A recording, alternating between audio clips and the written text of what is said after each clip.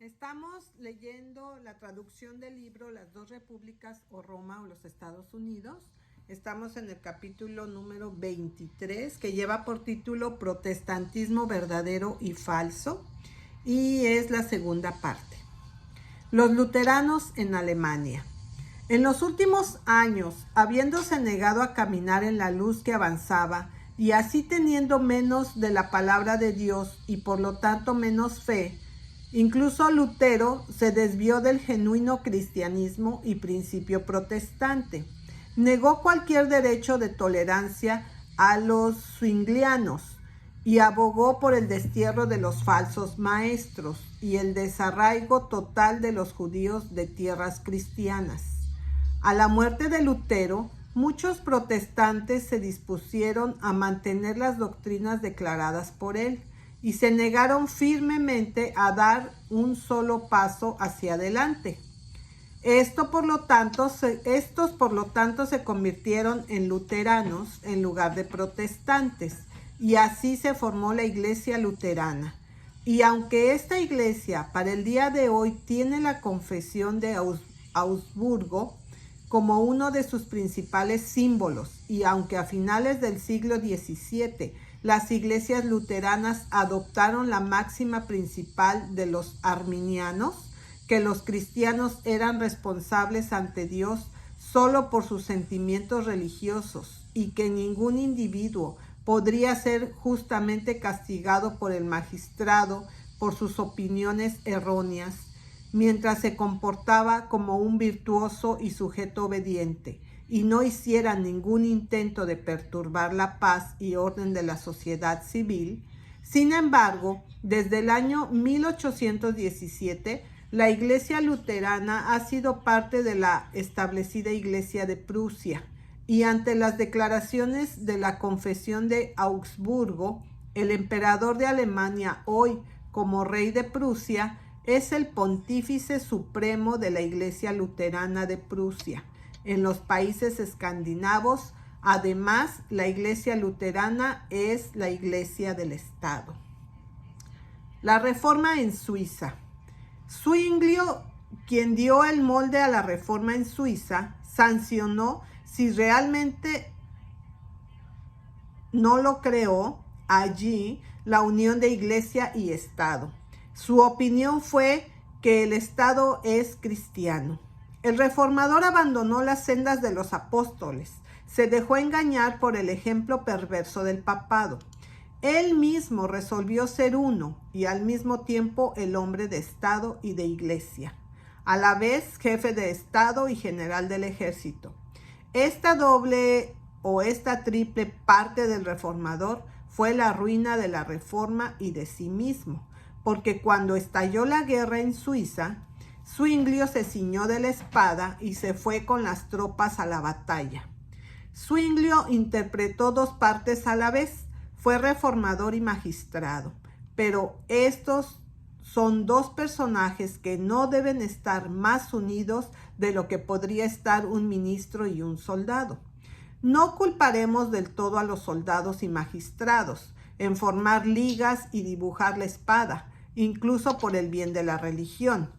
Actúan de acuerdo con su punto de vista, aunque no es el mismo punto de vista que el nuestro, pero debemos culpar decididamente al ministro cristiano que se convierte en diplomático o en un general. El que tomó la espada murió a espada. En la primera batalla que se libró el 11 de octubre de 1531, 25 de los predicadores de la Reforma suizos fueron asesinados, el principal de los cuales fue Zwinglio, que cayó golpeado por muchos golpes. Si el reformador alemán hubiera podido acercarse a Zwinglio en este momento solemne y haber pronunciado esas palabras tan repetidas: los cristianos no luchan con la espada y arcabuz, sino con sufrimiento y con la cruz, Zwinglio habría extendido su mano moribunda y habría dicho amén. La Reforma en Inglaterra. Aunque la Reforma se inició en Inglaterra por Tyndale aproximadamente al mismo tiempo que comenzó por Lutero en Alemania, no atrajo ninguna atención pública hasta el año de 1521, cuando Enrique VIII, como valiente campeón del papado, asumió de inmediato la aplicación de la bula papal, y los escritos de Lutero se quemaron públicamente en Londres el 21 de mayo. El cardenal Wolsey era maestro de ceremonias. Ante un sacerdote de figura majestuosa portaba una vara coronada con un crucifijo. Detrás de él, otro no menos majestuoso llevó la cruz arzobispal de York. Un noble, caminando a su lado, llevaba su sombrero de cardenal. Fue atendido por nobles, prelados, embajadores del Papa y del emperador, y estos fueron seguidos por una larga fila de mulas llevando baúles con los más ricos y espléndidos revestimientos.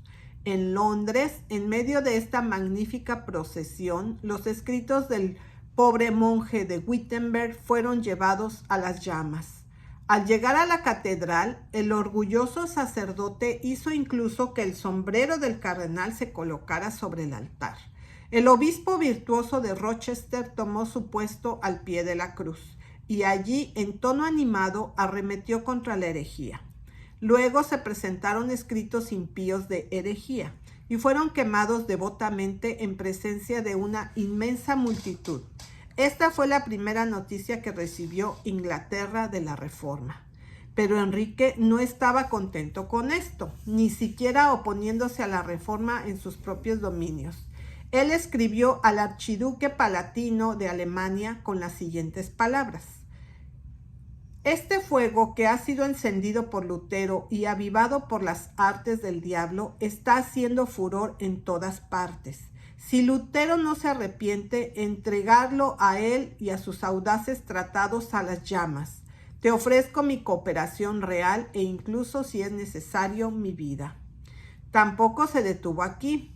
Entró en las listas como teólogo y escribió contra Lutero un libro titulado Defensa de los 7 Sacramentos contra Martín Lutero por el rey más invencible de Inglaterra, Francia e Irlanda, de nombre Enrique VIII. En el libro se puso como sacrificio por la preservación de la Iglesia y también proclamó los principios papales con las siguientes palabras: me arrojaré ante la Iglesia, recibiré en mi pecho los dardos envenenados del enemigo que la ataca. A este presente estado de cosas soy llamado. Todo siervo de Jesucristo, cualquiera que sea su edad, rango o sexo, debe luchar contra el enemigo común de la cristiandad. Armémonos de doble armadura con armas celestiales para que con los brazos de la verdad podamos vencer al que combate con las armas del error. Pero armémonos también con armaduras terrestres para que, si se muestra obstinado en su maldad, la mano del verdugo pueda obligarlo a guardar silencio, y él pueda así, por una vez al menos, ser útil al mundo con su castigo ejemplar. Denunció a Lutero como un lobo infernal, una víbora venenosa, miembro del diablo, y otras cosas tan hermosas, por sus partidarios y aduladores. El libro de Enrique fue ensalzado a los cielos. Fue declarado el más erudito trabajo que jamás haya visto el sol, y apropiadamente de hecho fue comparado con las obras de San Agustín. Pronunciaron a Enrique un Constantino, un Carlomagno e incluso un segundo Salomón. Enrique no estaba menos satisfecho, de hecho, con su actuación, de lo que los demás pretendían estar. Hizo que su embajador en Roma entregara al Papa en persona una copia del libro, y el embajador, al presentarlo al Papa, que lo recibió en pleno consistorio, dijo: el rey, mi maestro, le asegura que después de refutar los errores de Lutero con su bolígrafo, él está listo para combatir a sus seguidores con la espada. El agradecido Papa, como era de esperar, otorgó incluso una nota más alta de elogio a Enrique. Leo X respondió que el libro del rey de Inglaterra solo pudo haber sido compuesto con la ayuda del Espíritu Santo, y a cambio dio al embajador tanto su pie como su mejilla para ser besados, diciendo: haré por el libro de tu maestro tanto como la Iglesia ha hecho por San Jerónimo y San Agustín. A sus cardenales, Leo dijo: debemos honrar a esos nobles campeones que se muestran dispuestos a cortar con la espada a los podridos miembros de Jesucristo. ¿Qué título le otorgaremos al virtuoso rey de Inglaterra? Uno sugirió: protector de la Iglesia romana. Otro: apostólico rey. Como resultado final, el Papa emitió una bula proclamando a Enrique VIII defensor de la fe y concediendo 10 años de indulgencia para todos los que leyeran el libro del rey. La bula fue enviada rápidamente por un mensajero a Enrique, quien por supuesto se alegró mucho cuando la recibió. Un momento después de que Enrique recibió la bula, el bufón del rey entró en la habitación. La alegría de Enrique fue tan marcada que el bufón le preguntó la causa. El rey respondió: el Papa me acaba de convertir en defensor de la fe. El bufón, siendo el único sabio en toda la transacción, respondió: buen Harry o buen Enrique, deja que tú y yo nos defendamos uno al otro, pero confía en mi palabra. Deja la fe que se defienda por sí sola. Enrique decidió que la nueva dignidad conferida sobre él debía ser proclamada públicamente. Sentado sobre un trono elevado, con el cardenal a su diestra, hizo que la carta del Papa se leyera en público. Las trompetas sonaban. Wolsey dijo la misa. El rey y su corte tomaron sus asientos alrededor de una mesa suntuosa y los heraldos con sus armas proclamaron: Enrique, por la gracia de Dios, rey de Inglaterra y Francia, defensor de la fe y señor de Irlanda.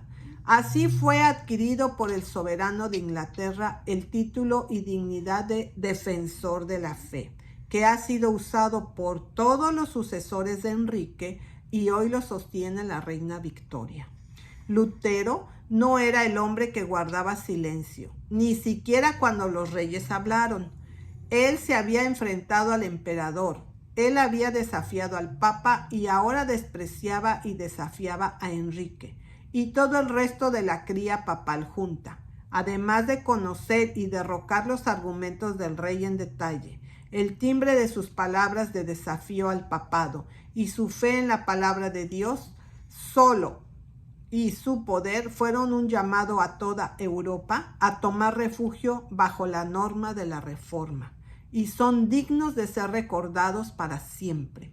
La apertura y el cierre de su respuesta a Enrique es el siguiente: no trataré con suavidad al rey de Inglaterra. Es en vano, yo lo sé, humillarme, rendirme, suplicar y probar los caminos de paz.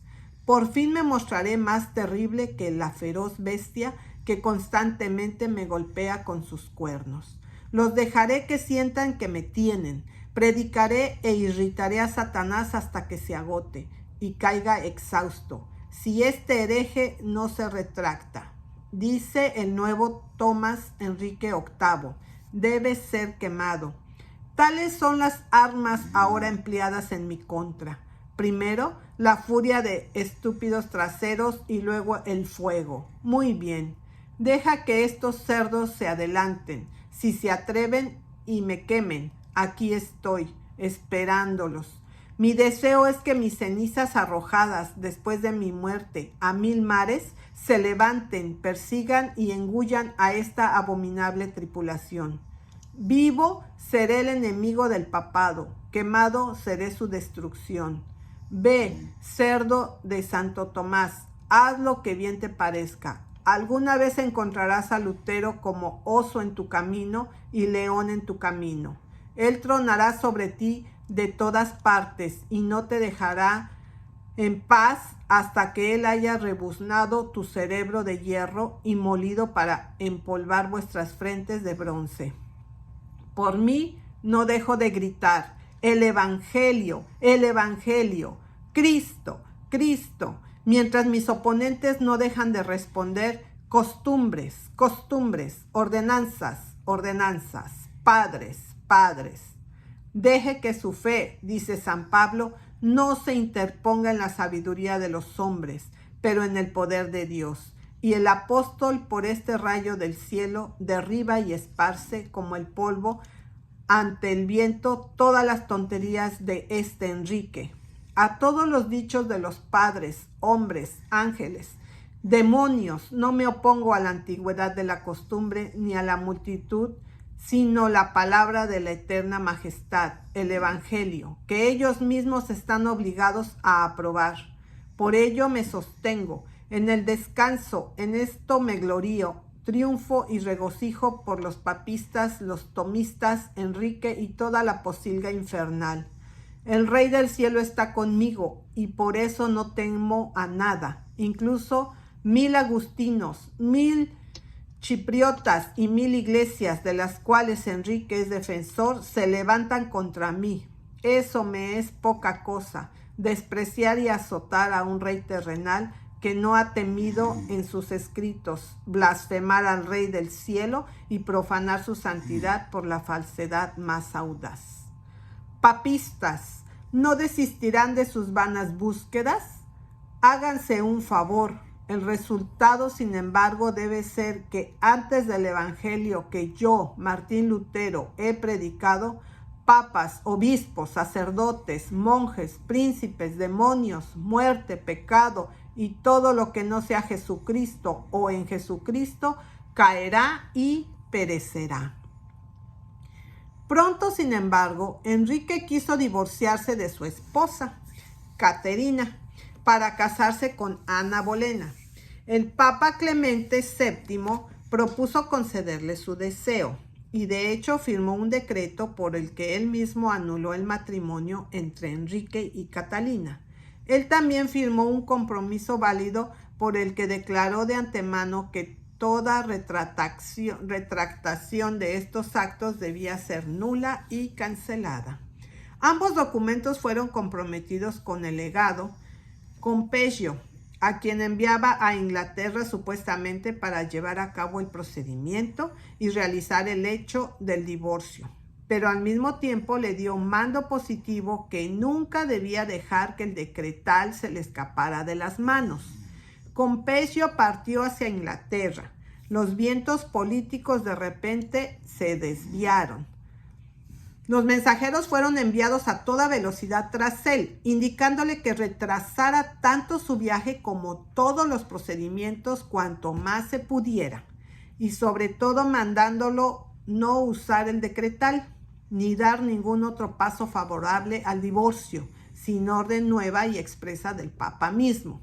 El resultado de todo fue que el Papa, al encontrarlo impracticable, dadas las circunstancias, para ofender al emperador, que era el sobrino de Catherine, jugó tanto tiempo su persistente juego con Enrique, con la esperanza de mantener a ambos soberanos, que Enrique se impacientó y se divorció de Catalina. Y el Papa, cumplido esto, procedió de inmediato, en el año 1533, poner a Ana Bolena en el lugar de Catalina como reina, y él mismo en el lugar del Papa, como jefe de la Iglesia en Inglaterra.